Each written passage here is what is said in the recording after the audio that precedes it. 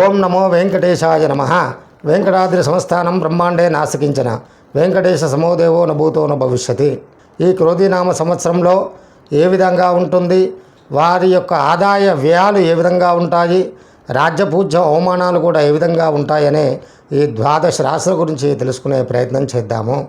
ఈ మీనరాశి వారికి 11 ఆదాయం, 5 ఖర్చు, రాజ్యపూజ్యం 2, అవమానం 4.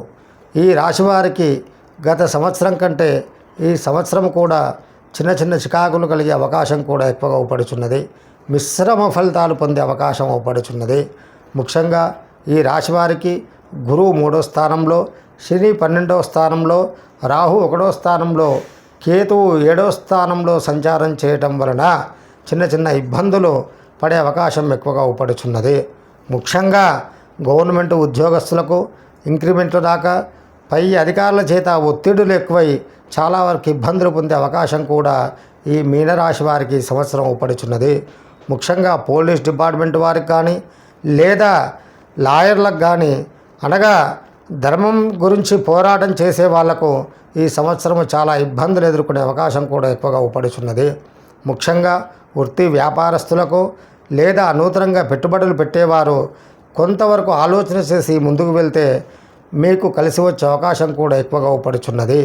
ఈ మీనరాశి వారికి ఈ సంవత్సరము గ్రహాల స్థితిగతులు అశుభ స్థానంలో ఉండడం వలన, అనగా గురువు 3వ స్థానంలో, శని 12వ స్థానంలో, రాహు 1వ స్థానంలో, కేతు 7వ స్థానంలో ఉండడం వలన చిన్న చిన్న ఇబ్బందులు కలిగే అవకాశం కూడా ఎక్కువగా ఉపడుచున్నది. వృత్తి వ్యాపారస్తులకు, ఉద్యోగస్తులకు ప్రమోషన్లు రాక, ఇంక్రిమెంట్లు లేక చాలా వరకు ఇబ్బందులు పడే అవకాశం కూడా ఎక్కువగా ఉపడుచున్నది. విద్యార్థులు కూడా చాలా వరకు ఇబ్బందులు పడే అవకాశం ఎక్కువగా ఉపడుచున్నది. కాకపోతే వీరందరికీ కూడా ప్రథమార్థంలో కంటే ద్వితీయంలో ఎక్కువగా కలిసి వచ్చే అవకాశం ఉంది.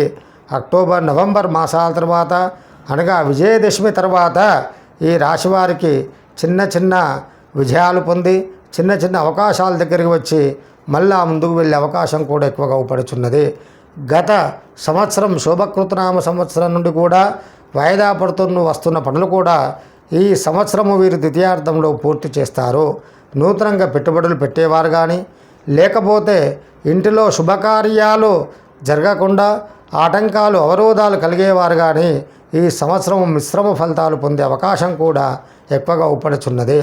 ముఖ్యంగా రియల్ ఎస్టేట్ రంగాల వారికి ఈ సంవత్సరం మిశ్రమమైనటువంటి ఫలితాలు కలుగుతాయి. ముఖ్యంగా ఈ సంవత్సరం అంతా కూడా ఈ మీనరాశి వారు తల్లిదండ్రుల యొక్క మాటలను గౌరవిస్తూ, పెద్దల మాటలను గౌరవిస్తూ, ఆ దైవనామ స్మరణ చేసుకుంటూ ముందుకు వెళ్తే మీరు అనుకున్న పనిలో ఉత్తీర్ణత సాధించి ముందుకు వెళ్ళే అవకాశం కూడా ఎక్కువగా ఉపడుచున్నది. ఆదాయ వ్యయాలు సమానంగా ఉన్నా కానీ గ్రహాల స్థితిగతుల యొక్క ప్రభావం మీ మీద ఎక్కువగా ఉండే అవకాశం ఎక్కువగా ఉపడుచున్నది. ప్రతిరోజు ఈ రాశివారు హనుమంతుడికి ప్రదక్షిణాలు చేసుకోవడం వల్ల కానీ, లేదా ప్రతిరోజు హనుమాన్ చాలీసా పారాయణం చేసుకోవడం వల్ల ఈ రాశివారికి చాలా చక్కటి విజయాలు పొంది ముందుకు వెళ్ళే అవకాశం పుష్కలంగా ఉపడుచున్నది. శుభం భూయాత్, శుభమస్సు నిత్యం, సర్వే జనా సుఖినో భవంతు.